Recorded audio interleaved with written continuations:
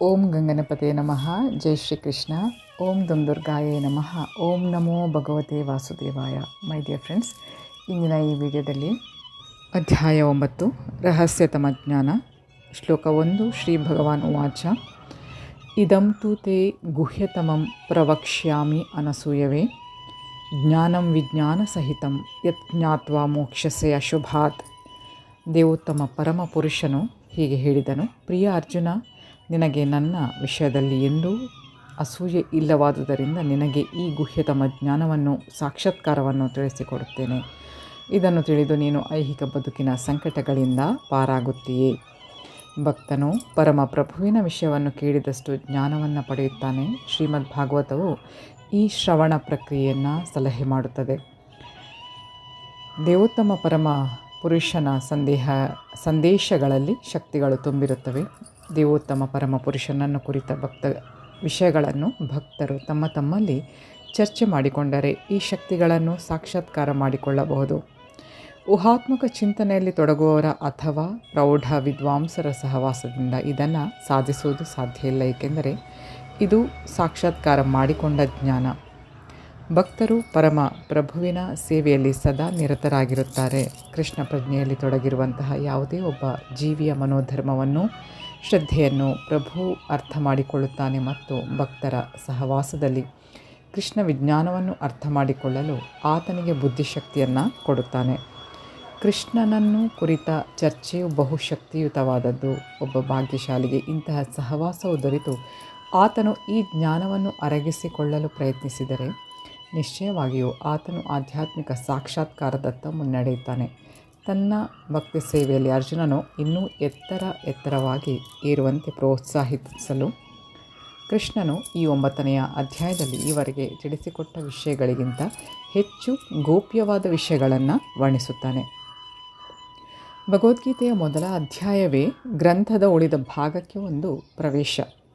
2ನೇ ಮತ್ತು 3ನೇ ಅಧ್ಯಾಯಗಳಲ್ಲಿ ಆಧ್ಯಾತ್ಮಿಕ ಜ್ಞಾನವನ್ನು ರಹಸ್ಯ ಎಂದು ವರ್ಣಿಸಲಾಗಿದೆ. 7ನೇ ಮತ್ತು 8ನೇ ಅಧ್ಯಾಯಗಳಲ್ಲಿ ಚರ್ಚಿಸಿರುವ ವಿಷಯಗಳು ವಿಶೇಷವಾಗಿ ಭಕ್ತಿ ಸೇವೆಗೆ ಸಂಬಂಧಿಸಲ್ಪಟ್ಟವು. ಅವು ಕೃಷ್ಣ ಪ್ರಜ್ಞೆಯಲ್ಲಿ ಜ್ಞಾನೋದಯವನ್ನು ತರುವುದರಿಂದ ಅವನ್ನು ಇನ್ನೂ ರಹಸ್ಯ ಎಂದು ಕರೆಯಲಾಗಿದೆ. ಆದರೆ 9ನೇ ಅಧ್ಯಾಯದಲ್ಲಿ ವರ್ಣಿಸಿರುವಂತಹ ವಿಷಯಗಳು ಮಿಶ್ರವಿಲ್ಲದ ಪರಿಶುದ್ಧ ಭಕ್ತಿಗೆ ಸಂಬಂಧಿಸಿದವು. ಆದ್ದರಿಂದ ಇದನ್ನು ಗುಹ್ಯತಮ ಎಂದು ಕರೆದಿದೆ. ಕೃಷ್ಣನು ಗುಹ್ಯತಮ ಜ್ಞಾನದಲ್ಲಿ ನೆಲೆಸಿದವನು, ಸಹಜವಾಗಿ ಆಧ್ಯಾತ್ಮಿಕ ಸ್ಥಿತಿಯಲ್ಲಿರುವವನು. ಆದ್ದರಿಂದ ಐಹಿಕ ಜಗತ್ತಿನಲ್ಲಿ ಇದ್ದರೂ ಆತನಿಗೆ ಯಾವುದೇ ಐಹಿಕ ನೋವುಗಳಿಲ್ಲ. ಭಕ್ತಿ ರಸಾಮೃತ ಸಿಂಧುವಿನಲ್ಲಿ ಪರಮ ಪ್ರಭುವಿಗೆ ಪ್ರೇಮಪೂರ್ವಕ ಸೇವೆಯನ್ನು ಸಲ್ಲಿಸಲು ಬಯಸುವವನು ಐಹಿಕ ಬದುಕಿನಲ್ಲಿ ಬದ್ಧ ಸ್ಥಿತಿಯಲ್ಲಿ ಇದ್ದರೂ ಆತನನ್ನು ಮುಕ್ತನೆಂದೇ ಪರಿಗಣಿಸಬೇಕೆಂದು ಹೇಳಿದೆ. ಹೀಗೆಯೇ ಈ ರೀತಿಯಲ್ಲಿ ಕಾರ್ಯನಿರತನಾಗಿರುವವನನ್ನು ಮುಕ್ತನೆಂದೇ ಪರಿಗಣಿಸಬೇಕು ಎನ್ನುವುದನ್ನು ಭಗವದ್ಗೀತೆಯ 10ನೇ ಅಧ್ಯಾಯದಲ್ಲಿ ನೋಡುತ್ತೇವೆ. ಮೊದಲನೆಯ ಈ ಶ್ಲೋಕಕ್ಕೆ ನಿರ್ದಿಷ್ಟ ಮಹತ್ವ ಉಂಟು. ಇದಂ ಜ್ಞಾನಂ ಎನ್ನುವ ಪದಗಳು ಪರಿಶುದ್ಧ ಭಕ್ತಿ ಸೇವೆಯನ್ನು ಸೂಚಿಸುತ್ತವೆ. ಇದರಲ್ಲಿ ಶ್ರವಣ, ಕೀರ್ತನ, ಸ್ಮರಣ, ಸೇವೆ, ಪೂಜೆ, ವಿಧೇಯತೆ, ಸ್ನೇಹವನ್ನು ಪಾಲಿಸಿಕೊಂಡು ಬರುವುದು ಮತ್ತು ಸಮರ್ಪಣ ಈ 9 ಚಟುವಟಿಕೆಗಳು ಸೇರಿವೆ. ಭಕ್ತಿ ಸೇವೆಯ ಈ 9 ಅಂಶಗಳನ್ನು ಅನುಷ್ಠಾನ ಮಾಡಿದವನು ಆಧ್ಯಾತ್ಮಿಕ ಪ್ರಜ್ಞೆಗೆ, ಕೃಷ್ಣ ಪ್ರಜ್ಞೆಗೆ ಏರಿಸಲ್ಪಡುತ್ತಾನೆ. ಮನುಷ್ಯನ ಹೃದಯವು ಹೀಗೆ ಐಹಿಕ ಕಶ್ಮಲದ ಸೋಂಕನ್ನು ಕಳೆದುಕೊಂಡ ಮೇಲೆ ಆತನಿಗೆ ಕೃಷ್ಣ ವಿಜ್ಞಾನವು ಅರ್ಥ ಆಗುತ್ತೆ. ಜೀವಿಯು ತಾನು ಜಡ ವಸ್ತುವಲ್ಲ ಎಂದು ಅರ್ಥ ಮಾಡಿಕೊಂಡ ಮಾತ್ರಕ್ಕೆ ಸಾಲದು. ಇದು ಆಧ್ಯಾತ್ಮಿಕ ಸಾಕ್ಷಾತ್ಕಾರದ ಪ್ರಾರಂಭ ಇರಬಹುದು. ಆದರೆ ದೇಹದ ಚಟುವಟಿಕೆಗಳಿಗೂ ತಾನು ದೇಹವಲ್ಲ ಎಂದು ಅರಿತವನ ಆಧ್ಯಾತ್ಮಿಕ ಚಟುವಟಿಕೆಗಳಿಗೂ ವ್ಯತ್ಯಾಸವನ್ನು ಗುರುತಿಸಬೇಕು.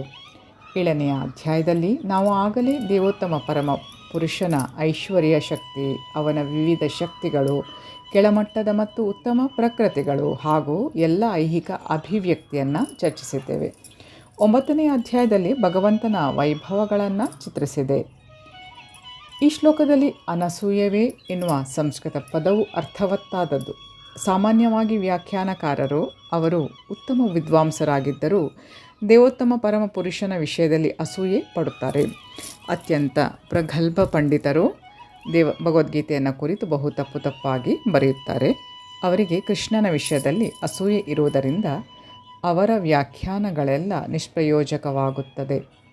ಪ್ರಭುವಿನ ಪ್ರಾಮಾಣಿಕ ಭಕ್ತರ ವ್ಯಾಖ್ಯಾನಗಳು ನೆಚ್ಚಲು ಅರ್ಹವಾದವು. ಅಸೂಯಾಪರನಾದವನು ಭಗವದ್ಗೀತೆಯನ್ನು ವಿವರಿಸಲಾರ, ಕೃಷ್ಣನ ಬಗ್ಗೆ ಪರಿಪೂರ್ಣ ಜ್ಞಾನವನ್ನು ನೀಡಲಾರ. ಕೃಷ್ಣನನ್ನು ಅರಿಯದೆಯೇ ಅವನ ಗುಣವನ್ನು ಟೀಕಿಸುವವನು ಶುದ್ಧ ಮೂರ್ಖ. ಆದ್ದರಿಂದ ಇಂತಹ ವ್ಯಾಖ್ಯಾನಗಳನ್ನು ದೂರ ಇಡಬೇಕು. ಕೃಷ್ಣನು ದೇವೋತ್ತಮ ಪರಮಪುರುಷ, ಪರಿಶುದ್ಧ ದಿವ್ಯ ಪುರುಷ ಎಂದು ಅರ್ಥ ಮಾಡಿಕೊಂಡವನಿಗೆ ಈ ಅಧ್ಯಾಯಗಳಿಂದ ಬಹು ಪ್ರಯೋಜನ ಉಂಟು.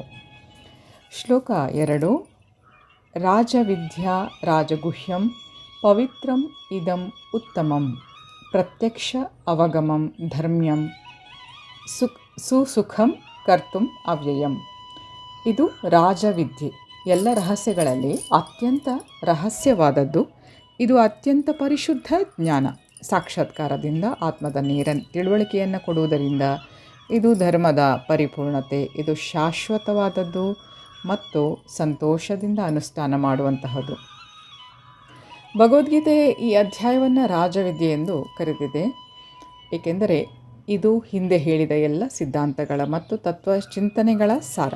ಭಾರತದ ಮುಖ್ಯ ತತ್ವಜ್ಞಾನಿಗಳಲ್ಲಿ ಗೌತಮ, ಕಣಾದ, ಕಪಿಲ, ಯಾಜ್ಞವಲ್ಕ್ಯ, ಶಾಂಡಿಲ್ಯ ಮತ್ತು ವೈಶ್ವಾನರರು ಇದ್ದಾರೆ. ಕಡೆಯಲ್ಲಿ ವೇದಾಂತ ಸೂತ್ರವನ್ನು ರಚಿಸಿದ ವ್ಯಾಸದೇವರಿದ್ದಾರೆ. ಆದ್ದರಿಂದ ತತ್ವಜ್ಞಾನ ಅಥವಾ ಆಧ್ಯಾತ್ಮಿಕ ಜ್ಞಾನದಲ್ಲಿ ಜ್ಞಾನಕ್ಕೇನು ಕೊರತೆ ಇಲ್ಲ. ಈ 9ನೆಯ ಅಧ್ಯಾಯವು ಇಂತಹ ಎಲ್ಲ ವಿದ್ಯೆಯ ರಾಜ. ವೇದಗಳ ಮತ್ತು ವಿವಿಧ ಬಗೆಗಳ ತತ್ವಜ್ಞಾನದ ಅಧ್ಯಯನದಿಂದ ಪಡೆಯಬಹುದಾದ ಎಲ್ಲ ಜ್ಞಾನದ ತಿರುಳು ಎಂದು ಪ್ರಭು ಹೇಳುತ್ತಾನೆ. ಇದು ಅತ್ಯಂತ ರಹಸ್ಯವಾದದ್ದು, ಏಕೆಂದರೆ ರಹಸ್ಯವಾದ ಅಥವಾ ಆಧ್ಯಾತ್ಮಿಕ ಜ್ಞಾನಕ್ಕೆ ಆತ್ಮ ಮತ್ತು ದೇಹಗಳ ವ್ಯತ್ಯಾಸದ ಅರಿವು ಅಗತ್ಯ. ಶ್ರೇಷ್ಠವಾದ ರಹಸ್ಯ ವಿದ್ಯೆಯು ಭಕ್ತಿ ಸೇವೆಯಲ್ಲಿ ಶಿಖರವನ್ನು ತಲುಪುತ್ತದೆ. ಸಾಮಾನ್ಯವಾಗಿ ಜನರಿಗೆ ಈ ರಹಸ್ಯ ಜ್ಞಾನದಲ್ಲಿ ವಿದ್ಯಾಭ್ಯಾಸವು ದೊರೆಯುವುದಿಲ್ಲ. ಅವರಿಗೆ ಬಹಿರ್ವಿದ್ಯೆಯಲ್ಲಿ ಶಿಕ್ಷಣ ದೊರೆಯುತ್ತದೆ. ಸಾಮಾನ್ಯ ಶಿಕ್ಷಣದ ಮಟ್ಟಿಗೆ ಜನರು ರಾಜನೀತಿಶಾಸ್ತ್ರ, ಸಮಾಜ ವಿಜ್ಞಾನ, ಭೌತಶಾಸ್ತ್ರ, ರಸಾಯನಶಾಸ್ತ್ರ, ಗಣಿತಶಾಸ್ತ್ರ, ಖಗೋಳಶಾಸ್ತ್ರ, ಶಿಲ್ಪಶಾಸ್ತ್ರ ಹೀಗೆ ಹಲವಾರು ವಿಭಾಗಗಳಲ್ಲಿ ಶ್ರಮಿಸುತ್ತಾರೆ. ಪ್ರಪಂಚಾದ್ಯಂತ ಜ್ಞಾನದ ಹಲವು ಶಾಖೆಗಳಿವೆ ಮತ್ತು ಅನೇಕ ದೊಡ್ಡ ವಿಶ್ವವಿದ್ಯಾಲಯಗಳಿವೆ. ಆದರೆ ದುರದೃಷ್ಟದಿಂದ ಚೇತನಾತ್ಮದ ಶಾಸ್ತ್ರವನ್ನು ಹೇಳಿಕೊಡುವ ಗಣನೀಯ ವಿಶ್ವವಿದ್ಯಾಲಯ ಅಥವಾ ವಿದ್ಯಾಸಂಸ್ಥೆ ಒಂದೂ ಇಲ್ಲ. ಆತ್ಮವೇ ದೇಹದ ಅತ್ಯಂತ ಮುಖ್ಯ ಭಾಗ. ಆತ್ಮವಿಲ್ಲದಿದ್ದರೆ ದೇಹ ನಿಷ್ಪ್ರಯೋಜಕ. ಆದರೂ ಜನರು ಬದುಕಿನಲ್ಲಿ ದೇಹದ ಅಗತ್ಯಗಳಿಗೆ ಪ್ರಾಮುಖ್ಯ ನೀಡುತ್ತಿದ್ದಾರೆ. ಬಹುಮುಖ್ಯವಾದ ಆತ್ಮದ ಕಡೆಗೆ ಅವರ ಗಮನ ಇಲ್ಲ. ಭಗವದ್ಗೀತೆಯು ಮುಖ್ಯವಾಗಿ 2ನೆಯ ಅಧ್ಯಾಯದಿಂದ ಆತ್ಮದ ಮಹತ್ವವನ್ನು ಒತ್ತಿ ಹೇಳಿದೆ. ಪ್ರಾರಂಭದಲ್ಲಿಯೇ ಪ್ರಭು ದೇಹವು ನಾಶವಾಗುತ್ತದೆ, ಆತ್ಮಕ್ಕೆ ನಾಶ ಇಲ್ಲ ಎಂದು ಹೇಳುತ್ತಾನೆ. ಚೇತನಾತ್ಮವು ಈ ದೇಹದಿಂದ ಭಿನ್ನ, ಸ್ವಭಾವದಿಂದ ನಿರ್ವಿಕಲ್ಪ, ನಾಶವಿಲ್ಲದ್ದು ಮತ್ತು ಶಾಶ್ವತವಾದದ್ದು ಎಂಬ ತಿಳುವಳಿಕೆಯೇ ಜ್ಞಾನದ ರಹಸ್ಯ ಭಾಗ. ಆದರೆ ಇದು ಆತ್ಮವನ್ನು ಕುರಿತು ಇತ್ಯಾತ್ಮಕ ಜ್ಞಾನವೇನನ್ನೂ ಕೊಡುವುದಿಲ್ಲ. ಆತ್ಮವು ದೇಹದಿಂದ ಬೇರೆ. ದೇಹವು ಮುಗಿದ ನಂತರ ಅಥವಾ ಮನುಷ್ಯನು ದೇಹದಿಂದ ಬಿಡುಗಡೆ ಹೊಂದಿದ ಮೇಲೆ ಆತ್ಮವು ಶೂನ್ಯದಲ್ಲಿ ಉಳಿಯುತ್ತವೆ, ಇಲ್ಲವೇ ನಿರಾಕಾರವಾಗುತ್ತದೆ ಎಂದು ಕೆಲವೊಮ್ಮೆ ಜನರು ಭಾವಿಸುತ್ತಾರೆ. ಆದರೆ ಇದು ವಾಸ್ತವವಲ್ಲ. ದೇಹದೊಳಗಿದ್ದಾಗ ಅಷ್ಟೊಂದು ಚಟುವಟಿಕೆಯಿಂದ ಇರುವ ಆತ್ಮವು ದೇಹದಿಂದ ಬಿಡುಗಡೆ ಹೊಂದಿದ ಮೇಲೆ ನಿಷ್ಕ್ರಿಯವಾಗುವುದು ಹೇಗೆ? ಅದು ಯಾವಾಗಲೂ ಚಟುವಟಿಕೆಯಿಂದ ಕೂಡಿದ್ದು. ಅದು ಶಾಶ್ವತವಾದರೆ ಅದರ ಚಟುವಟಿಕೆಗಳು ಶಾಶ್ವತ. ಆಧ್ಯಾತ್ಮಿಕ ರಾಜ್ಯದಲ್ಲಿ ಅದರ ಚಟುವಟಿಕೆಗಳು ಆಧ್ಯಾತ್ಮಿಕ ಜ್ಞಾನದ ಅತ್ಯಂತ ರಹಸ್ಯ ಭಾಗ. ಆದ್ದರಿಂದ ಚೇತನಾತ್ಮದ ಈ ಚಟುವಟಿಕೆಗಳು ಎಲ್ಲ ವಿದ್ಯೆಯ ರಾಜ, ಎಲ್ಲ ಜ್ಞಾನದ ಅತ್ಯಂತ ರಹಸ್ಯ ಭಾಗ ಎಂದು ಇಲ್ಲಿ ಸೂಚಿಸಲಾಗಿದೆ. ವೈದಿಕ ಸಾಹಿತ್ಯದಲ್ಲಿ ವಿವರಿಸಿರುವಂತೆ ಈ ವಿದ್ಯೆಯು ಎಲ್ಲ ಚಟುವಟಿಕೆಗಳ ಅತ್ಯಂತ ಪರಿಶುದ್ಧ ರೂಪ. ಪದ್ಮಪುರಾಣದಲ್ಲಿ ಮನುಷ್ಯನ ಪಾಪಕರ್ಮಗಳನ್ನು ವಿಶ್ಲೇಷಿಸಿ ಒಂದು ಪಾಪದ ಆನಂತರ ಮತ್ತೊಂದು ಪಾಪ ಮಾಡುತ್ತಾ ಹೋಗುವುದರ ಪರಿಣಾಮ ಇದು ಎಂದು ತೋರಿಸಿಕೊಟ್ಟಿದೆ. ಫಲಾಪೇಕ್ಷಿತ ಕರ್ಮಗಳಲ್ಲಿ ತೊಡಗಿರುವವರು ಪಾಪದ ಪ್ರತಿಕ್ರಿಯೆಗಳ ವಿವಿಧ ಹಂತಗಳಲ್ಲಿ ಮತ್ತು ರೂಪಗಳಲ್ಲಿ ಸಿಲುಕಿಕೊಂಡಿರುತ್ತಾರೆ. ಉದಾಹರಣೆಗೆ, ಒಂದು ವಿಶಿಷ್ಟ ಮರದ ಬೀಜವನ್ನು ಬಿತ್ತಿದಾಗ ಮರವು ಬೆಳೆಯುವುದು ಕೂಡಲೇ ಕಾಣುವುದಿಲ್ಲ. ಅದು ಬೆಳೆಯಲು ಒಂದಿಷ್ಟು ಕಾಲವನ್ನು ತೆಗೆದುಕೊಳ್ಳುತ್ತದೆ. ಮೊದಲು ಅದು ಸಣ್ಣ ಸಸಿ, ಆನಂತರ ಮರದ ರೂಪವನ್ನು ಪಡೆಯುತ್ತದೆ. ಆನಂತರ ಹೂ ಹಣ್ಣುಗಳನ್ನು ಪಡೆಯುತ್ತದೆ. ಅದು ಸಂಪೂರ್ಣವಾಗಿ ಬೆಳೆದಾಗ ಬೀಜವನ್ನು ಬಿತ್ತಿದವರು ಹೂ ಹಣ್ಣುಗಳನ್ನು ಸವಿಯುತ್ತಾರೆ. ಹಾಗೆಯೇ ಮನುಷ್ಯನು ಪಾಪ ಕೆಲಸವನ್ನು ಮಾಡುತ್ತಾನೆ. ಬೀಜದಂತೆಯೇ ಅದು ಫಲವನ್ನು ನೀಡಲು ಕಾಲವನ್ನು ತೆಗೆದುಕೊಳ್ಳುತ್ತದೆ. ಬೇರೆ ಬೇರೆ ಹಂತಗಳಿವೆ. ಪಾಪಕರ್ಮವು ಮನುಷ್ಯನೊಳಗಡೆ ಆಗಲೇ ನಿಂತು ಹೋಗಿರಬಹುದು. ಆದರೆ ಆ ಪಾಪಕರ್ಮದ ಫಲವನ್ನು ಇನ್ನೂ ಅನುಭವಿಸಬೇಕಾಗಿದೆ. ಇನ್ನೂ ಬೀಜ ರೂಪದಲ್ಲಿರುವಂತಹ ಪಾಪಗಳಿರುತ್ತವೆ. ಆಗಲೇ ಫಲಿತವಾಗಿರುವಂತಹ ಇತರ ಪಾಪ ಕರ್ಮಗಳಿವೆ. ಇವುಗಳನ್ನು ನಾವು ಸಂಕಟ ಅಥವಾ ನೋವುಗಳ ರೂಪದಲ್ಲಿ ಅನುಭವಿಸುತ್ತೇವೆ. 7ನೇ ಅಧ್ಯಾಯದ 28ನೇ ಶ್ಲೋಕದಲ್ಲಿ ವಿವರಿಸಿದಂತೆ ಎಲ್ಲ ಪಾಪಕರ್ಮಗಳ ಪ್ರತಿಕ್ರಿಯೆಗಳನ್ನು ಕೊನೆಗಾಣಿಸಿ ಪುಣ್ಯ ಕಾರ್ಯಗಳಲ್ಲಿ ಸಂಪೂರ್ಣವಾಗಿ ನಿರತನಾಗಿರುವವನು ಈ ಐಹಿಕ ಜಗತ್ತಿನ ದ್ವಂದ್ವದಿಂದ ಬಿಡುಗಡೆ ಹೊಂದುತ್ತಾನೆ. ದೇವೋತ್ತಮ ಪರಮ ಪುರುಷನಾದ ಕೃಷ್ಣನ ಭಕ್ತಿ ಸೇವೆಯಲ್ಲಿ ತೊಡಗುತ್ತಾನೆ. ಬೇರೆ ಮಾತುಗಳಲ್ಲಿ ಹೇಳುವುದಾದರೆ ಪರಮ ಪ್ರಭುವಿನ ಭಕ್ತಿ ಸೇವೆಯಲ್ಲಿ ವಾಸ್ತವವಾಗಿ ನಿರತರಾಗಿರುವವರು ಆಗಲೇ ಎಲ್ಲ ಪ್ರತಿಕ್ರಿಯೆಗಳಿಂದ ಬಿಡುಗಡೆ ಹೊಂದಿರುತ್ತಾರೆ. ಈ ಮಾತನ್ನು ಪದ್ಮಪುರಾಣ ದೃಢಪಡಿಸುತ್ತದೆ. ದೇವೋತ್ತಮ ಪರಮಪುರುಷನ ಭಕ್ತಿ ಸೇವೆಯಲ್ಲಿ ನಿರತರಾದವರ ಮಟ್ಟಿಗೆ ಎಲ್ಲ ಪಾಪಗಳ ಪ್ರತಿಕ್ರಿಯೆಗಳು ಅವು ಫಲ ನೀಡುತ್ತಿರಲಿ, ಸಂಗ್ರಹದಲ್ಲಿರಲಿ ಅಥವಾ ಬೀಜ ರೂಪದಲ್ಲಿರಲಿ ಕ್ರಮೇಣ ಅದೃಶ್ಯವಾಗುತ್ತದೆ. ಆದ್ದರಿಂದ ಭಕ್ತಿ ಸೇವೆಯ ಪರಿಶುದ್ಧಗೊಳಿಸುವಂತಹ ಶಕ್ತಿಯು ಬಲವತ್ತರವಾದದ್ದು. ಅದಕ್ಕೆ ಪವಿತ್ರಂ ಉತ್ತಮಂ, ಅತ್ಯಂತ ಪರಿಶುದ್ಧವಾದದ್ದು ಎಂದು ಹೆಸರು. ಉತ್ತಮ ಎಂದರೆ ಆಧ್ಯಾತ್ಮಿಕ, ತಮಸ್ಸೆಂದರೆ ಈ ಐಹಿಕ ಜಗತ್ತು ಅಥವಾ ಕತ್ತಲೆ. ಉತ್ತಮ ಎಂದರೆ ಐಹಿಕ ಚಟುವಟಿಕೆಗಳನ್ನು ಮೀರಿದ್ದು. ಕೆಲವೊಮ್ಮೆ ಭಕ್ತನು ಸಾಮಾನ್ಯ ಮನುಷ್ಯರಂತೆ ಕೆಲಸದಲ್ಲಿ ತೊಡಗಿದ್ದಾನೆ ಎಂದು ಕಂಡರೂ ಭಕ್ತಿ ಸೇವೆಯನ್ನು ಐಹಿಕ ಎಂದು ಪರಿಗಣಿಸಲೇಬಾರದು.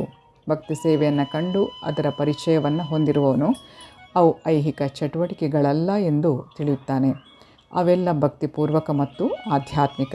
ಅವಕ್ಕೆ ಐಹಿಕ ಪ್ರಕೃತಿಯ ಗುಣಗಳ ಕಲ್ಮಶದ ಸೋಂಕಿಲ್ಲ.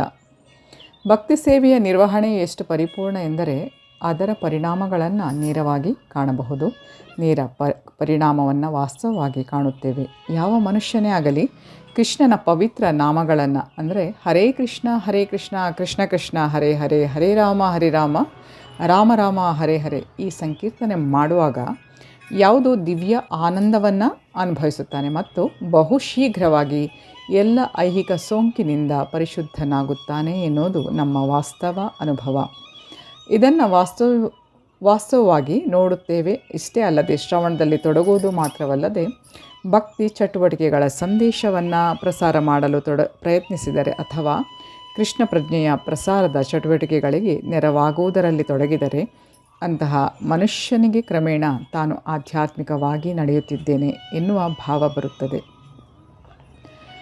ಆಧ್ಯಾತ್ಮಿಕ ಬದುಕಿನಲ್ಲಿ ಈ ಮುನ್ನಡೆಯು ಯಾವುದೇ ಬಗೆಗಿನ ಹಿಂದಿನ ಶಿಕ್ಷಣವನ್ನಾಗಲಿ ಅರ್ಹತೆಯನ್ನಾಗಲಿ ಅವಲಂಬಿಸುವುದಿಲ್ಲ. ಈ ವಿಧಾನ ಎಷ್ಟು ಪರಿಶುದ್ಧ ಎಂದರೆ ಅದರಲ್ಲಿ ತೊಡಗುವುದರಿಂದಲೇ ಮನುಷ್ಯನು ಪರಿಶುದ್ಧನಾಗುತ್ತಾನೆ. ವೇದಾಂತ ಸೂತ್ರದಲ್ಲಿ ಹೀಗೆ ವರ್ಣಿಸಲಾಗಿದೆ. ಭಕ್ತಿ ಸೇವೆಯ ಶಕ್ತಿ ಎಷ್ಟೆಂದರೆ ಭಕ್ತಿ ಸೇವೆಯ ಚಟುವಟಿಕೆಗಳಲ್ಲಿ ತೊಡಗುವುದರಿಂದ ನಿಶ್ಚಯವಾಗಿಯೂ ಮನುಷ್ಯನಿಗೆ ಜ್ಞಾನೋದಯ ಆಗುತ್ತೆ. ಇದರ ವಾಸ್ತವ ಉದಾಹರಣೆಯನ್ನು ನಾರದರ ಹಿಂದಿನ ಜನ್ಮದಲ್ಲಿ ನೋಡಬಹುದು. ಆ ಜನ್ಮದಲ್ಲಿ ಅವರು ಒಬ್ಬ ದಾಸಿಯ ಮಗನಾಗಿದ್ದರು. ಅವರಿಗೆ ವಿದ್ಯೆ ಇರಲಿಲ್ಲ ಮತ್ತು ಅವರು ಉತ್ತಮ ಕುಟುಂಬದಲ್ಲಿ ಜನಿಸಿಯೂ ಇರಲಿಲ್ಲ.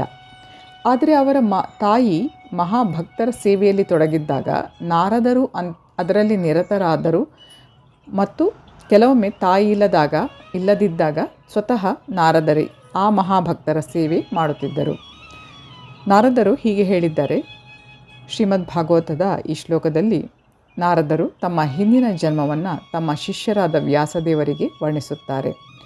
ಉಚ್ಚಿಷ್ಟಲೇಪಾನ್ ಅನುಮೋದಿತೋ ದ್ವಿಜೈಹಿ ಸಕೃತ್ ಸ್ಮಃ ಭುಂಜೆ ತದಪಾಸ್ತ ಕಿಲ್ಬಿಷಃ ಏವಂ ಪ್ರವೃತ್ತಸ್ಯ ವಿಶುದ್ಧ ಚೇತಸಸ್ ತದ್ಧರ್ಮ ಏವಾತ್ಮ ರುಚಿ ಪ್ರಜಾಯತೆ. ಈ ಶ್ಲೋಕದಲ್ಲಿ ನಾರದರು ತನ್ನ ಹಿಂದಿನ ಜನ್ಮವನ್ನು ತಮ್ಮ ಶಿಷ್ಯರಾದ ವ್ಯಾಸದೇವರಿಗೆ ವರ್ಣಿಸುತ್ತಾರೆ. ಆ ಪರಿಶುದ್ಧ ಭಕ್ತರು 4 ತಿಂಗಳ ಕಾಲ ಇದ್ದಾಗ ಹುಡುಗನಾಗಿದ್ದ ನಾರದರು ಅವರ ಸೇವೆಯಲ್ಲೇ ತೊಡಗಿದ್ದರು ಮತ್ತು ಅವರ ಆತ್ಮೀಯ ಸಹವಾಸದಲ್ಲಿದ್ದರು. ಕೆಲವೊಮ್ಮೆ ಆ ಋಷಿಗಳು ತಮ್ಮ ತಟ್ಟೆಯಲ್ಲಿ ಆಹಾರದ ತುಣುಕುಗಳನ್ನು ಉಳಿಸಿರುತ್ತಿದ್ದರು. ಅವರ ತಟ್ಟೆಗಳನ್ನು ತೊಳೆಯುತ್ತಿದ್ದ ಈ ಹುಡುಗನು ಆ ತುಣುಕುಗಳ ರುಚಿಯನ್ನು ನೋಡಲು ಬಯಸಿದ. ಆತನು ಆ ಮಹಾಭಕ್ತರ ಅನುಮತಿಯನ್ನು ಬೇಡಿ ಅವರ ಅನುಮತಿಯನ್ನು ಪಡೆದು ಉಳಿದಿದ್ದ ಆ ತುಣುಕುಗಳನ್ನು ತಿಂದರು. ಇದರ ಪರಿಣಾಮವಾಗಿ ಅವರು ಎಲ್ಲ ಪಾಪಪೂರಿತ ಪ್ರತಿಕ್ರಿಯೆಗಳಿಂದ ಬಿಡುಗಡೆ ಹೊಂದಿದರು. ಅವರು ಆಹಾರದ ಶೇಷವನ್ನು ತಿನ್ನುತ್ತಾ ಹೋದಂತೆ ಋಷಿಗಳಷ್ಟೇ ಪರಿಶುದ್ಧರದೆಯವರಾದರೂ ಮಹಾಭಕ್ತರು ಶ್ರವಣದಿಂದ ಮತ್ತು ಸಂಕೀರ್ತನೆಯಿಂದ ಪ್ರಭುವಿನ ನಿರಂತರ ಭಕ್ತಿ ಸೇವೆಯನ್ನು ಸವಿಸುತ್ತಿದ್ದರು. ಕ್ರಮೇಣ ನಾರದರು ಅದೇ ಅಭಿರುಚಿಯನ್ನು ಬೆಳೆಸಿಕೊಂಡರು. ಋಷಿಗಳ ಸಹವಾಸದಿಂದ ನಾರದರಿಗೆ ಪ್ರಭುವಿನ ದಿವ್ಯ ಮಹಿಮೆಯನ್ನು ಕೇಳುವುದರಲ್ಲಿ ಮತ್ತು ಸಂಕೀರ್ತನೆ ಮಾಡುವುದರಲ್ಲಿ ಅಭಿರುಚಿಯು ಬಂದಿತು. ಅವರು ಭಕ್ತಿ ಸೇವೆಗಾಗಿ ಹಂಬಲಿಸಿದರು. ಆದ್ದರಿಂದ ವೇದಾಂತ ಸೂತ್ರದಲ್ಲಿ ಹೇಳಿದಂತೆ ಪ್ರಕಾಶಶ್ಚ ಕರ್ಮಣಿ ಅಭ್ಯಾಸಾತ್ ಎಂದರೆ ಒಬ್ಬ ಮನುಷ್ಯನು ಭಕ್ತಿ ಸೇವೆಯಲ್ಲಿ ನಿರತನಾಗಿದ್ದರೆ ಸಾಕು, ಎಲ್ಲವೂ ಅವನಿಗೆ ತಂತಾನೇ ಪ್ರಕಟವಾಗುತ್ತದೆ ಮತ್ತು ಆತನು ಅವನ್ನೆಲ್ಲ ಅರ್ಥ ಮಾಡಿಕೊಳ್ಳುತ್ತಾನೆ. ಇದಕ್ಕೆ ಪ್ರತ್ಯಕ್ಷ ಎಂದರೆ ನೇರವಾಗಿ ಗ್ರಹಿಸಿದ್ದು ಎಂದು ಅರ್ಥ. ಧರ್ಮ್ಯಂ ಎಂದರೆ ಧರ್ಮ ಮಾರ್ಗ ಎಂದರ್ಥ. ನಾರದರು ವಾಸ್ತವವಾಗಿ ಒಬ್ಬ ದಾಸಿಯ ಮಗ. ಅವರಿಗೆ ಶಾಲೆಗೆ ಹೋಗುವ ಅವಕಾಶ ಇರಲಿಲ್ಲ. ಆದ್ದರಿಂದ ಅವರು ತಾಯಿಗೆ ನೆರವಾಗುತ್ತಿದ್ದರು. ಸುದೈವದಿಂದ ಅವರ ತಾಯಿ ಭಕ್ತರಿಗೆ ಒಂದಿಷ್ಟು ಸೇವೆ ಮಾಡಿದಳು. ಹಾಗೆ ಮಗು ನಾರದರಿಗೂ ಈ ಅವಕಾಶ ದೊರೆಯಿತು. ಸಹವಾಸ ಮಾತ್ರದಿಂದಲೇ ಅವರು ಎಲ್ಲ ಧರ್ಮದ ಅತ್ಯುನ್ನತ ಗುರಿಯನ್ನು ಸಾಧಿಸಿದರು. ಶ್ರೀಮದ್ ಭಾಗವತದಲ್ಲಿ ಹೇಳಿರುವಂತೆ ಎಲ್ಲ ಧರ್ಮದ ಅತ್ಯುನ್ನತ ಗುರಿ ಎಂದರೆ ಭಕ್ತಿ ಸೇವೆ. ಧಾರ್ಮಿಕ ಜನರಿಗೆ ಭಕ್ತಿ ಸೇವೆಯೇ ಧರ್ಮದ ಅತ್ಯುನ್ನತ ಪರಿಪೂರ್ಣತೆ ಎನ್ನುವುದು ತಿಳಿದಿರುವುದಿಲ್ಲ. 8ನೆಯ ಅಧ್ಯಾಯದ ಕಡೆಯ ಶ್ಲೋಕಕ್ಕೆ ಸಂಬಂಧಿಸಿ ನಾವು ಆಗಲೇ ಚರ್ಚಿಸಿದಂತೆ ಸಾಮಾನ್ಯವಾಗಿ ಆತ್ಮಸಾಕ್ಷಾತ್ಕಾರಕ್ಕೆ ವೇದಗಳ ಜ್ಞಾನ ಅಗತ್ಯ. ಆದರೆ ಇಲ್ಲಿ ನಾರದರು ಯಾವುದೇ ಗುರುವಿನ ಪಾಠಶಾಲೆಗೂ ಹೋಗದಿದ್ದರೂ, ವೈದಿಕ ತತ್ವಗಳಲ್ಲಿ ಶಿಕ್ಷಣ ಪಡೆಯದಿದ್ದರೂ ವೇದಗಳ ಅಭ್ಯಾಸದಿಂದ ಬರುವ ಅತ್ಯುನ್ನತ ಫಲಗಳನ್ನು ಪಡೆದರು. ಈ ಪ್ರಕ್ರಿಯೆಯ ಶಕ್ತಿ ಎಷ್ಟು ಎಂದರೆ ಧಾರ್ಮಿಕ ಪ್ರಕ್ರಿಯೆಯನ್ನು ಕ್ರಮವಾಗಿ ಆಚರಿಸದೆಯೂ ಮನುಷ್ಯನು ಅತ್ಯುನ್ನತ ಪರಿಪೂರ್ಣತೆಗೆ ಏರಬಹುದು. ಇದು ಹೇಗೆ ಸಾಧ್ಯ? ಇದನ್ನು ವೈದಿಕ ಸಾಹಿತ್ಯವು ದೃಢಪಡಿಸುತ್ತದೆ. ಆಚಾರ್ಯವಾನ್ ಪುರುಷೋ ವೇದ. ಶ್ರೇಷ್ಠ ಆಚಾರ್ಯರ ಸಹವಾಸದಲ್ಲಿ ಇರುವವನು ವಿದ್ಯಾಭ್ಯಾಸವಿಲ್ಲದಿದ್ದರೂ ಮತ್ತು ವೇದಗಳನ್ನು ಎಂದು ಅಧ್ಯಯನ ಮಾಡದಿದ್ದರೂ ಸಾಕ್ಷಾತ್ಕಾರಕ್ಕೆ ಅಗತ್ಯವಾದ ಎಲ್ಲ ವಿದ್ಯೆಯ ಪರಿಚಯವನ್ನು ಪಡೆಯಬಲ್ಲನು. ಭಕ್ತಿ ಸೇವೆಯ ಪ್ರಕ್ರಿಯೆಯು ಬಹು ಸುಖಕರವಾದದ್ದು. ಏಕೆ? ಭಕ್ತಿ ಸೇವೆ ಎಂದರೆ ಶ್ರವಣಂ ಕೀರ್ತನಂ ವಿಷ್ಣೋಹು. ಆದ್ದರಿಂದ ಮನುಷ್ಯನು ಪ್ರಭುವಿನ ಮಹಿಮೆಯ ಸಂಕೀರ್ತನೆಯನ್ನು ಕೇಳಬಹುದು. ಅಥವಾ ಅಧಿಕಾರ ಪಡೆದ ಆಚಾರ್ಯರು ದಿವ್ಯಜ್ಞಾನವನ್ನು ಕುರಿತು ನೀಡುವ ತಾತ್ವಿಕ ಉಪನ್ಯಾಸಗಳಿಗೆ ಹೋದರೆ ಸಾಕು. ಸುಮ್ಮನೆ ಕುಳಿತೇ ಭಕ್ತನು ಕಲಿಯಬಹುದು. ಆನಂತರ ದೇವರ ಪ್ರಸಾದವನ್ನು, ರುಚಿಯಾದ ತಿಂಡಿಗಳನ್ನು ತಿನ್ನಬಹುದು. ಪ್ರತಿಯೊಂದು ಸ್ಥಿತಿಯಲ್ಲಿಯೂ ಭಕ್ತಿ ಸೇವೆಯು ಆನಂದದಾಯಕವಾದದ್ದು. ಅತ್ಯಂತ ದಾರಿದ್ರ್ಯದ ಸ್ಥಿತಿಯಲ್ಲಿಯೂ ಭಕ್ತಿ ಸೇವೆಯನ್ನು ಕಾಣಬಹುದು. ಪ್ರಭು ಪತ್ರಂ ಪುಷ್ಪಂ ಫಲಂ ತೋಯಂ ಎನ್ನುತ್ತಾನೆ. ಭಕ್ತನು ಯಾವುದೇ ಕಾಣಿಕೆಯನ್ನು ಕೊಡಲಿ ಸ್ವೀಕರಿಸಲು ಪ್ರಭು ಸಿದ್ಧನಾಗಿದ್ದಾನೆ. ಒಂದು ಎಲೆ, ಒಂದು ಹೂವು, ಹಣ್ಣಿನ ಒಂದು ಚೂರು ಅಥವಾ ಒಂದಿಷ್ಟು ನೀರು ಇವು ಪ್ರಪಂಚದ ಎಲ್ಲ ಭಾಗಗಳಲ್ಲಿಯೂ ದೊರೆಯುತ್ತದೆ. ಮನುಷ್ಯನ ಸಾಮಾಜಿಕ ಸ್ಥಾನವೇನೇ ಇರಲಿ, ಯಾವ ಮನುಷ್ಯನೇ ಆಗಲಿ ಇದನ್ನು ಅರ್ಪಿಸಬಹುದು. ಪ್ರಭುವು ಅದನ್ನು ಪ್ರೀತಿಯಿಂದ ಸ್ವೀಕರಿಸುತ್ತಾನೆ. ಚರಿತ್ರೆಯಲ್ಲಿ ಇಂತಹ ನಿದರ್ಶನಗಳು ಹೇರಳವಾಗಿವೆ. ಪ್ರಭುವಿನ ಚರಣಕಮಲಗಳಿಗೆ ಅರ್ಪಿಸುವ ತುಳಸಿಯನ್ನು ಆಸ್ವಾದಿಸುವುದರಿಂದಲೇ ಸನತ್ ಕುಮಾರನಂತಹ ಮಹರ್ಷಿಗಳು ಶ್ರೇಷ್ಠ ಭಕ್ತರಾದರು. ಆದ್ದರಿಂದ ಭಕ್ತಿ ಮಾರ್ಗವು ಬಹು ಸೊಗಸಾದದ್ದು. ಅದನ್ನು ಸುಖವಾದ ಮನಸ್ಥಿತಿಯಲ್ಲಿ ಅನುಸರಿಸಬಹುದು. ಭಗವಂತನು ಅವನಿಗೆ ಅರ್ಪಿಸಿದ ವಸ್ತುಗಳ ಹಿಂದಿರುವ ಪ್ರೀತಿಯನ್ನೇ ಸ್ವೀಕರಿಸುತ್ತಾನೆ. ಭಕ್ತಿ ಸೇವೆಯು ಶಾಶ್ವತವಾದದ್ದು ಎಂದು ಇಲ್ಲಿ ಹೇಳಲಾಗಿದೆ. ಇದು ಮಾಯಾವಾದಿ ತತ್ವಶಾಸ್ತ್ರಜ್ಞರು ಹೇಳುವ ರೀತಿ ಅಲ್ಲ. ಅವರು ಹಲವೊಮ್ಮೆ ಹೆಸರಿಗೆ ಮಾತ್ರದ ಭಕ್ತಿ ಸೇವೆಯನ್ನು ಆಚರಿಸುತ್ತಾರೆ. ಆದರೂ ತಾವು ಭಕ್ತಿ ಸೇವೆಯನ್ನು ಮುಂದುವರಿಸಿ ಮುಕ್ತರಾದ ಆನಂತರ ದೇವರೊಡನೆ ಒಂದಾಗುತ್ತೇವೆ ಎಂದು ಭಾವಿಸುತ್ತಾರೆ. ಇಂತಹ ತಾತ್ಕಾಲಿಕ ಸಮಯಾನುವರ್ತಿ ಭಕ್ತಿ ಸೇವೆಯನ್ನು ಪರಿಶುದ್ಧ ಭಕ್ತಿ ಸೇವೆ ಎಂದು ಸ್ವೀಕರಿಸುವುದಿಲ್ಲ. ವಾಸ್ತವವಾದ ಭಕ್ತಿ ಸೇವೆಯು ಮುಕ್ತಿಯ ಅನಂತರವೂ ಮುಂದುವರಿಯುತ್ತದೆ. ಭಕ್ತನು ಭಗವಂತನ ರಾಜ್ಯದಲ್ಲಿನ ದಿವ್ಯ ಲೋಕಕ್ಕೆ ಹೋದಾಗ ಅಲ್ಲಿಯೂ ಭಗವಂತನನ್ನು ಸೇರಿಸುವುದರಲ್ಲಿ ನಿರತನಾಗುತ್ತಾನೆ. ಆತನು ಪರಮ ಪ್ರಭುವಿನೊಡನೆ ಒಂದಾಗಲು ಯತ್ನಿಸುವುದಿಲ್ಲ. ಭಗವದ್ಗೀತೆಯಲ್ಲಿ ಕಾಣುವಂತೆ ವಾಸ್ತವವಾದ ಭಕ್ತಿ ಸೇವೆಯು ಮುಕ್ತಿಯ ಅನಂತರ ಪ್ರಾರಂಭ ಆಗುತ್ತೆ. ಮುಕ್ತನಾದ ಮೇಲೆ ಮನುಷ್ಯನು ಬ್ರಹ್ಮನ್ ನೆಲೆಯನ್ನು ಪಡೆದಾಗ ಅವನ ಭಕ್ತಿ ಸೇವೆ ಪ್ರಾರಂಭ ಆಗುತ್ತೆ. ಕರ್ಮಯೋಗ, ಜ್ಞಾನಯೋಗ, ಅಷ್ಟಾಂಗ ಯೋಗ ಅಥವಾ ಬೇರಾವುದೋ ಯೋಗವನ್ನು ಪ್ರತ್ಯೇಕವಾಗಿ ಆಚರಿಸುವುದರಿಂದ ಯಾರೂ ದೇವೋತ್ತಮ ಪರಮಪುರುಷನನ್ನು ಅರಿಯಲಾರರು. ಈ ಯೋಗ ಮಾರ್ಗಗಳಿಂದ ಮನುಷ್ಯನು ಭಕ್ತಿ ಯೋಗದತ್ತ ಸ್ವಲ್ಪ ಮಟ್ಟಿಗೆ ಮುನ್ನಡೆಯಬಹುದು. ಆದರೆ ಭಕ್ತಿ ಸೇವೆಯ ಘಟ್ಟಕ್ಕೆ ಬಾರದೆ ಮನುಷ್ಯನಿಗೆ ದೇವೋತ್ತಮ ಪುರುಷನೆಂದರೆ ಏನು ಎಂದು ಅರ್ಥವಾಗುವುದಿಲ್ಲ. ಭಕ್ತಿ ಸೇವೆಯ ಅನುಷ್ಠಾನದಿಂದ, ಅದರಲ್ಲಿಯೂ ಸಾಕ್ಷಾತ್ಕಾರ ಸಾಧಿಸಿದ ಚೇತನಗಳಿಂದ ಶ್ರೀಮದ್ ಭಾಗವತವನ್ನು, ಭಗವದ್ಗೀತೆಯನ್ನು ಕೇಳಿ ಮನುಷ್ಯನು ಪರಿಶುದ್ಧನಾದಾಗ ಅವನಿಗೆ ಕೃಷ್ಣ ವಿಜ್ಞಾನ ಅಥವಾ ದೈವ ವಿಜ್ಞಾನ ಅರ್ಥ ಆಗುತ್ತೆ. ಹೀಗೆಂದು ಶ್ರೀಮದ್ ಭಾಗವತದಲ್ಲಿಯೂ ದೃಢಪಡಿಸಲಾಗಿದೆ. ಏವಂ ಪ್ರಸನ್ನ ಮನಸ್ಸೋ ಭಗವತ್ ಭಕ್ತಿಯೋಗತಃ. ಮನುಷ್ಯನ ಹೃದಯದಿಂದ ಎಲ್ಲ ಅಪಾರ್ಥಗಳು ತೊಲಗಿ ಹೋದಾಗ ಅವನಿಗೆ ದೇವರೆಂದರೆ ಏನು ಎಂದು ಅರ್ಥ ಆಗುತ್ತೆ. ಹೀಗೆ ಭಕ್ತಿ ಸೇವೆಯ ಪ್ರಕ್ರಿಯೆಯು ಅಥವಾ ಕೃಷ್ಣ ಪ್ರಜ್ಞೆಯು ರಾಜವಿದ್ಯೆ, ಎಲ್ಲ ರಹಸ್ಯ ವಿದ್ಯೆಯ ರಾಜ. ಇದು ಧರ್ಮದ ಅತ್ಯಂತ ಪರಿಶುದ್ಧ ರೂಪ. ಅದನ್ನು ಕಷ್ಟವಿಲ್ಲದೆ ಸಂತೋಷವಾಗಿ ಅನುಸರಿಸಬಹುದು. ಆದ್ದರಿಂದ ಅದನ್ನು ಅಂಗೀಕರಿಸಬೇಕು. ಶ್ಲೋಕ 3. ಅಶ್ರದ್ಧಧಾನಾಃ ಪುರುಷ ಧರ್ಮಸ್ಯಾಸ್ಯ ಪರಂತಪ ಅಪ್ರಾಪ್ಯ ಮಾಂ ನಿವರ್ತಂತೆ ಮೃತ್ಯು ಸಂಸಾರ ವರ್ತಮನಿ. ಅಂದರೆ ಶತ್ರು ಸಂಹಾರಕನಾದ ಅರ್ಜುನನೇ, ಈ ಭಕ್ತಿ ಸೇವೆಯಲ್ಲಿ ಶ್ರದ್ಧಾವಂತರಲ್ಲದವರು ನನ್ನನ್ನು ಪಡೆಯಲಾರರು. ಆದ್ದರಿಂದ ಅವರು ಈ ಐಹಿಕ ಜಗತ್ತಿನಲ್ಲಿ ಜನನ ಮರಣಗಳ ಮಾರ್ಗಕ್ಕೆ ಹಿಂತಿರುಗುವನು. ಶ್ರದ್ಧೆ ಇಲ್ಲದವರು ಈ ಭಕ್ತಿ ಸೇವೆಯ ಪ್ರಕ್ರಿಯೆಯನ್ನು ಸಾಧಿಸಲಾರರು. ಇದೇ ಶ್ಲೋಕದ ಸಾರಾಂಶ. ಭಕ್ತರ ಸಹವಾಸದಿಂದ ಶ್ರದ್ಧೆಯು ಹುಟ್ಟುತ್ತದೆ. ಮಹಾತ್ಮರಿಂದ ವೈದಿಕ ಸಾಹಿತ್ಯದ ಎಲ್ಲ ಸಾಕ್ಷ್ಯವನ್ನು ಕೇಳಿಯೂ ದುರದೃಷ್ಟವಂತರಿಗೆ ದೇವರಲ್ಲಿ ಶ್ರದ್ಧೆಯು ಬರುವುದಿಲ್ಲ. ಅವರು ಅರೆಮನಸ್ಸಿನವರು ಮತ್ತು ಪ್ರಭುವಿನ ಭಕ್ತಿ ಸೇವೆಯಲ್ಲಿ ಸ್ಥಿರವಾಗಿರಲಾರರು. ಹೀಗೆ ಕೃಷ್ಣ ಪ್ರಜ್ಞೆಯಲ್ಲಿ ಮುಂದುವರಿಸಲು ಶ್ರದ್ಧೆಯು ಒಂದು ಬಹುಮುಖ್ಯ ಅಂಶ. ಪರಮ ಪ್ರಭುವಾದ ಕೃಷ್ಣನನ್ನು ಸೇವಿಸಿದರೆ ಸಾಕು, ಮನುಷ್ಯನು ಎಲ್ಲ ಪರಿಪೂರ್ಣತೆಯನ್ನು ಸಾಧಿಸಬಹುದು ಎಂಬ ಪೂರ್ಣ ದೃಢ ನಂಬಿಕೆಯೇ ಶ್ರದ್ಧೆ ಎಂದು ಚೈತನ್ಯ ಚರಿತಾಮೃತದಲ್ಲಿ ಹೇಳಿದೆ. ಅದೇ ನಿಜವಾದ ಶ್ರದ್ಧೆ. ಶ್ರೀಮದ್ ಭಾಗವತದಲ್ಲಿ ಹೇಳಿರುವಂತೆ ಮರದ ಬೇರಿಗೆ ನೀರನ್ನು ಹಾಕಿ ಮನುಷ್ಯನು ಅದರ ಕೊಂಬೆಗಳನ್ನು, ಸಣ್ಣ ಶಾಖೆಗಳನ್ನು ಮತ್ತು ಎಲೆಗಳನ್ನು ತೃಪ್ತಿಪಡಿಸುತ್ತಾನೆ. ಹೊಟ್ಟೆಗೆ ಆಹಾರವನ್ನು ಕೊಟ್ಟು ಮನುಷ್ಯನು ದೇಹದ ಎಲ್ಲ ಇಂದ್ರಿಯಗಳನ್ನು ತೃಪ್ತಿಪಡಿಸುತ್ತಾನೆ. ಇದೇ ರೀತಿಯಲ್ಲಿ ಪರಮ ಪ್ರಭುವಿನ ದಿವ್ಯ ಸೇವೆಯಲ್ಲಿ ತೊಡಗಿದ ಮನುಷ್ಯನು ಎಲ್ಲ ದೇವತೆಗಳನ್ನು ಮತ್ತು ಇತರ ಎಲ್ಲ ಜೀವಿಗಳನ್ನು ತೃಪ್ತಿಪಡಿಸುತ್ತಾನೆ. ಆದ್ದರಿಂದ ಭಗವದ್ಗೀತೆಯನ್ನು ಓದಿದವನು ವಿಳಂಬವಿಲ್ಲದೆ ಭಗವದ್ಗೀತೆಯ ನಿರ್ಣಯಕ್ಕೆ ಬರಬೇಕು.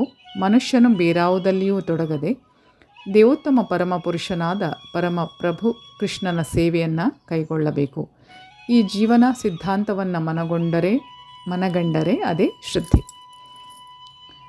ಈ ಶ್ರದ್ಧೆಯ ಬೆಳವಣಿಗೆಯೇ ಕೃಷ್ಣ ಪ್ರಜ್ಞೆಯ ಪ್ರಕ್ರಿಯೆ. ಕೃಷ್ಣ ಪ್ರಜ್ಞೆಯಲ್ಲಿ ಇರುವವರಲ್ಲಿ 3 ವರ್ಗಗಳು. ಶ್ರದ್ಧೆ ಇಲ್ಲದವರು 3ನೆಯ ವರ್ಗದವರು. ಅವರು ಔಪಚಾರಿಕವಾಗಿ ಭಕ್ತಿ ಸೇವೆಯಲ್ಲಿ ತೊಡಗಿದ್ದರೂ ಅತ್ಯುನ್ನತ ಪರಿಪೂರ್ಣ ಹಂತವನ್ನು ಮುಟ್ಟಲಾರರು. ಪ್ರಾಯಶಃ ಸ್ವಲ್ಪ ಕಾಲವಾದ ಮೇಲೆ ಅವರು ಜಾರಿ ಹೋಗುತ್ತಾರೆ.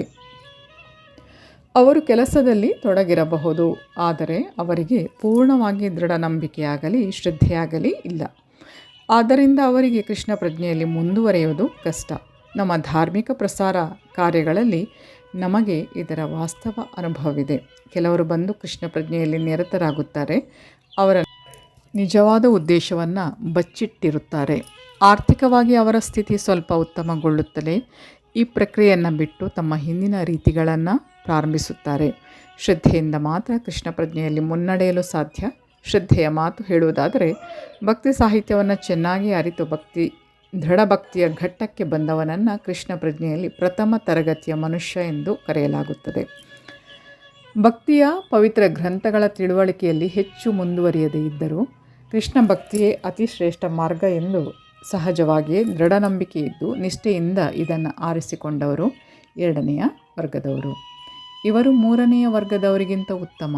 3ನೆಯ ವರ್ಗದವರಿಗೆ ಧರ್ಮಗ್ರಂಥಗಳ ಪರಿಪೂರ್ಣ ಜ್ಞಾನವೂ ಇಲ್ಲ, ನಿಷ್ಠೆಯೂ ಇಲ್ಲ. ಆದರೆ ಸಹವಾಸದಿಂದ ಮತ್ತು ಸ್ವಭಾವದ ಸರಳತೆಯಿಂದ ಇತರರನ್ನು ಅನುಸರಿಸಲು ಪ್ರಯತ್ನಿಸುತ್ತಾರೆ. 3ನೆಯ ತರಗತಿಯವನು ಕೆಳಕ್ಕೆ ಬೀಳಬಹುದು, 2ನೆಯ ವರ್ಗದವನು ಬೀಳುವುದಿಲ್ಲ, ಪ್ರಥಮ ತರಗತಿಯವನು ಬೀಳುವ ಸಾಧ್ಯತೆಯೇ ಇಲ್ಲ. ಮೊದಲನೇ ತರಗತಿಯವನು ನಿಶ್ಚಯವಾಗಿಯೂ ಪ್ರಗತಿ ಹೊಂದಿ ಕಡೆಯಲ್ಲಿ ಫಲಿತಾಂಶವನ್ನು ಸಾಧಿಸುತ್ತಾನೆ. ಕೃಷ್ಣ ಪ್ರಜ್ಞೆಯಲ್ಲಿ ಮೂರನೆಯ ವರ್ಗದವನನ್ನು ಕುರಿತು ಹೇಳುವುದಾದರೆ, ಕೃಷ್ಣನ ಭಕ್ತಿ ಸೇವೆಯು ಬಹಳ ಒಳ್ಳೆಯದು ಎಂಬ ದೃಢ ನಂಬಿಕೆಯಲ್ಲಿ ಶ್ರದ್ಧೆ ಇದ್ದರೂ ಅವನು ಶ್ರೀಮದ್ ಭಾಗವತ ಮತ್ತು ಭಗವದ್ಗೀತೆಯಂಥ ಪವಿತ್ರ ಗ್ರಂಥಗಳ ಮೂಲಕ ಕೃಷ್ಣನ ಬಗ್ಗೆ ಸಾಕಷ್ಟು ತಿಳುವಳಿಕೆಯನ್ನು ಪಡೆದಿರುವುದಿಲ್ಲ. ಕೆಲವೊಮ್ಮೆ ಈ ಮೂರನೆಯ ವರ್ಗದ ಜನರಿಗೆ ಕರ್ಮಯೋಗ ಮತ್ತು ಜ್ಞಾನಯೋಗಗಳತ್ತ ಒಲವು ಇರುತ್ತದೆ. ಒಮ್ಮೊಮ್ಮೆ ಅವರು ಮಾನಸಿಕ ಅಶಾಂತಿಗೆ ಒಳಗಾಗುತ್ತಾರೆ. ಆದರೆ ಕರ್ಮಯೋಗ ಅಥವಾ ಜ್ಞಾನಯೋಗದ ಕಲ್ಮಶದ ಸೋಂಕು ನಿವಾರಣೆಯಾಗುತ್ತಲೇ ಅವರು ಕೃಷ್ಣ ಪ್ರಜ್ಞೆಯಲ್ಲಿ ಎರಡನೇ ವರ್ಗ ಅಥವಾ ಮೊದಲನೇ ವರ್ಗದ ಭಕ್ತರಾಗುತ್ತಾರೆ. ಶ್ರದ್ಧೆಯನ್ನು 3 ವರ್ಗಗಳಾಗಿ ವಿಂಗಡಿಸಿದೆ. ಇದನ್ನು ಶ್ರೀಮದ್ ಭಾಗವತದಲ್ಲಿ ವರ್ಣಿಸಿದೆ. ಶ್ರೀಮದ್ ಭಾಗವತದ 11ನೆಯ ಸ್ಕಂದದಲ್ಲಿ ಮೊದಲನೆಯ, 2ನೆಯ ಮತ್ತು 3ನೆಯ ವರ್ಗಗಳ ಆಸಕ್ತಿಯನ್ನು ವಿವರಿಸಿದೆ. ಕೃಷ್ಣನ ವಿಷಯವನ್ನು, ಭಕ್ತಿ ಮಾರ್ಗದ ಶ್ರೇಷ್ಠತೆಯನ್ನು ಕೇಳಿ ಶ್ರದ್ಧೆಯಿಲ್ಲದವರು ಮತ್ತು ಇದೆಲ್ಲ ಬರಿಯ ಹೊಗಳಿಕೆ ಎಂದು ಭಾವಿಸುವವರು ಇರುತ್ತಾರೆ. ಅಂತಹವರು ಭಕ್ತಿ ಮಾರ್ಗದಲ್ಲಿ ನಡೆದರೂ ಅವರಿಗೆ ಅದು ಕಠಿಣವಾಗುತ್ತದೆ. ಅವರಿಗೆ ಪರಿಪೂರ್ಣತೆಯನ್ನು ಸಾಧಿಸುವ ಭರವಸೆ ಅತ್ಯಲ್ಪವಾದುದಾಗಿದೆ. ಹೀಗೆ ಭಕ್ತಿ ಸೇವೆಯನ್ನು ಸಲ್ಲಿಸಲು ಶ್ರದ್ಧೆ ಅತಿ ಮುಖ್ಯ. ಶ್ಲೋಕ 4. ಮಯಾ ತತಂ ಇದಂ ಸರ್ವಂ ಜಗತ್ ಅವ್ಯಕ್ತಮೂರ್ತಿನ ಮತ್ಸ್ಥಾನಿ ಸರ್ವಭೂತಾನಿ ನ ಚ ಅಹಂ ತೇಷು ಅವಸ್ಥಿತಃ. ನನ್ನ ಅವ್ಯಕ್ತ ಸ್ವರೂಪದಲ್ಲಿ ನಾನು ಇಡೀ ವಿಶ್ವವನ್ನು ವ್ಯಾಪಿಸಿದ್ದೇನೆ. ಎಲ್ಲ ಜೀವಿಗಳು ನನ್ನಲ್ಲಿದ್ದಾರೆ, ನಾನು ಅವರಲ್ಲಿ ಇಲ್ಲ. ದೇವೋತ್ತಮ ಪರಮಪುರುಷನನ್ನು ಜಡ ಭೌತಿಕ ಇಂದ್ರಿಯಗಳು ಗ್ರಹಿಸಲಾರವು. ಭಕ್ತಿ ರಸಾಮೃತ ಸಿಂಧುವಿನಲ್ಲಿ ಹೀಗೆ ಹೇಳಲಾಗಿದೆ, ಭೌತಿಕ ಇಂದ್ರಿಯಗಳು ಪ್ರಭು ಶ್ರೀಕೃಷ್ಣನ ನಾಮವನ್ನಾಗಲಿ ಮಹಿಮೆಯನ್ನಾಗಲಿ ಲೀಲೆಗಳನ್ನಾಗಲಿ ಅರ್ಥ ಮಾಡಿಕೊಳ್ಳಲಾರವು. ಯೋಗ್ಯವಾದ ಮಾರ್ಗದರ್ಶನದಲ್ಲಿ ಭಕ್ತಿ ಸೇವೆಯಲ್ಲಿ ನಿರತನಾದವನಿಗೆ ಮಾತ್ರ ಶ್ರೀಕೃಷ್ಣ ಗೋಚರನಾಗುತ್ತಾನೆ. ಬ್ರಹ್ಮ ಸಂಹಿತೆಯಲ್ಲಿ ಮನುಷ್ಯನು ದೇವೋತ್ತಮ ಪರಮಪುರುಷನಾದ ಗೋವಿಂದನ ವಿಷಯದಲ್ಲಿ ದಿವ್ಯ ಪ್ರೇಮದ ಮನೋಧರ್ಮವನ್ನು ಬೆಳೆಸಿಕೊಂಡರೆ ಸದಾ ತನ್ನೊಳಗೂ ತನ್ನ ಹೊರಗೂ ಗೋವಿಂದನನ್ನು ಕಾಣಬಹುದು ಎಂದು ಹೇಳಿದೆ. ಹೀಗೆ ಜನಸಾಮಾನ್ಯರು ಅವನನ್ನು ಕಾಣಲಾರರು. ಆತನು ಸರ್ವವ್ಯಾಪಿಯಾದರೂ ಭೌತಿಕ ಇಂದ್ರಿಯಗಳು ಅವನನ್ನು ಗ್ರಹಿಸಲಾರವು ಎಂದು ಇಲ್ಲಿ ಹೇಳಿದೆ. ಅವ್ಯಕ್ತ ಮೂರ್ತಿನ ಎನ್ನುವ ಮಾತು ಇದನ್ನು ಸೂಚಿಸುತ್ತದೆ. ನಾವು ಅವನನ್ನು ಕಾಣಲಾರವಾದರೂ ಆತನೇ ಎಲ್ಲದಕ್ಕೂ ಆಧಾರ. 7ನೆಯ ಅಧ್ಯಾಯದಲ್ಲಿ ನಾವು ಚರ್ಚಿಸಿದಂತೆ ಇಡೀ ಐಹಿಕ ವಿಶ್ವದ ಅಭಿವ್ಯಕ್ತಿಯು ಅವನ 2 ಬೇರೆ ಬೇರೆ ಶಕ್ತಿಗಳ ಸಂಯೋಜನೆಯಷ್ಟೇ. ಶ್ರೇಷ್ಠ ಆಧ್ಯಾತ್ಮಿಕ ಶಕ್ತಿ ಮತ್ತು ಕೆಳಮಟ್ಟದ ಐಹಿಕ ಶಕ್ತಿ. ಸೂರ್ಯನ ಬೆಳಕು ಇಡೀ ಸೃಷ್ಟಿಯಲ್ಲಿ ವ್ಯಾಪಿಸಿರುವ ಹಾಗೆ ಪ್ರಭುವಿನ ಶಕ್ತಿ ಸೃಷ್ಟಿಯಲ್ಲಿ ವ್ಯಾಪಿಸಿದೆ. ಎಲ್ಲವೂ ಈ ಶಕ್ತಿಯಲ್ಲಿ ಆಶ್ರಯ ಪಡೆದಿದೆ. ಆದರೆ ಎಲ್ಲೆಲ್ಲೂ ವ್ಯಾಪಿಸಿರುವುದರಿಂದ ಅವನ ವೈಯಕ್ತಿಕ ಅಸ್ತಿತ್ವವು ಕಳೆದು ಹೋಗುತ್ತದೆ ಎಂದು ಭಾವಿಸಬಾರದು. ಇಂತಹ ವಾದವನ್ನು ತಳ್ಳಿಹಾಕಲು ಪ್ರಭು, ನಾನು ಎಲ್ಲೆಲ್ಲಿಯೂ ಇದ್ದೇನೆ, ಎಲ್ಲವೂ ನನ್ನಲ್ಲಿದೆ, ಆದರೂ ನಾನು ದೂರವಾಗಿದ್ದೇನೆ ಎಂದು ಹೇಳಿದ್ದಾನೆ. ಉದಾಹರಣೆಗೆ, ರಾಜನು ಸರ್ಕಾರದ ಮುಖ್ಯಸ್ಥ. ಸರ್ಕಾರವಾದರೂ ರಾಜನ ಶಕ್ತಿಯ ಒಂದು ಅಭಿವ್ಯಕ್ತಿಯಷ್ಟೇ. ಪ್ರತಿಯೊಂದು ವಿಭಾಗಕ್ಕೂ ರಾಜನ ಶಕ್ತಿಯೇ ಆಧಾರ. ಆದರೆ ರಾಜನು ಪ್ರತಿಯೊಂದು ವಿಭಾಗದಲ್ಲಿ ವೈಯಕ್ತಿಕವಾಗಿ ಸ್ವತಃ ಇರುತ್ತಾನೆ ಎಂದು ನಿರೀಕ್ಷಿಸುವಂತಿಲ್ಲ. ಇದೊಂದು ಒರಟು ಉದಾಹರಣೆ. ಹೀಗೆಯೇ ಐಹಿಕ ಜಗತ್ತಿನಲ್ಲಿಯೂ ಆಧ್ಯಾತ್ಮಿಕ ಜಗತ್ತಿನಲ್ಲಿಯೂ ನಾವು ನೋಡುವ ಎಲ್ಲ ಅಭಿವ್ಯಕ್ತಿಗಳು ಅಸ್ತಿತ್ವದಲ್ಲಿರುವಂತಹ ಉಳಿದೆಲ್ಲವೂ ದೇವೋತ್ತಮ ಪರಮ ಪುರುಷನ ಶಕ್ತಿಯ ಮೇಲೆ ನಿಂತಿವೆ. ಆತನ ವಿವಿಧ ಶಕ್ತಿಗಳ ಪ್ರಸರಣದಿಂದ ಸೃಷ್ಟಿಯಾಗುತ್ತದೆ. ಭಗವದ್ಗೀತೆಯಲ್ಲಿ ಹೇಳಿದಂತೆ ವಿಷ್ಟಭ್ಯಾಹಂ ಇದಂ ಕೃಷ್ಣಂ. ಅವನು ತನ್ನ ವೈಯಕ್ತಿಕ ಪ್ರಾತಿನಿಧ್ಯದಿಂದ ವಿವಿಧ ಶಕ್ತಿಗಳ ಪ್ರಸರಣದಿಂದ ಎಲ್ಲೆಲ್ಲೂ ಇದ್ದಾನೆ. ಮೈ ಡಿಯರ್ ಫ್ರೆಂಡ್ಸ್, ಮುಂದಿನ ಶ್ಲೋಕಗಳನ್ನು ಮುಂದಿನ ವಿಡಿಯೋದಲ್ಲಿ ತಮ್ಮ ಮುಂದಿಡ್ತೇನೆ. ಅಲ್ಲಿಯವರೆಗೆ ಧನ್ಯವಾದಗಳು. Please take care. Have a good day. ಜೈ ಶಿವಶಕ್ತಿ, ಜೈ ಮಾ ಕಾಳಿ, ಜೈ ಶ್ರೀಕೃಷ್ಣ. ಶ್ರೀಕೃಷ್ಣಾರ್ಪಣಮಸ್ತು.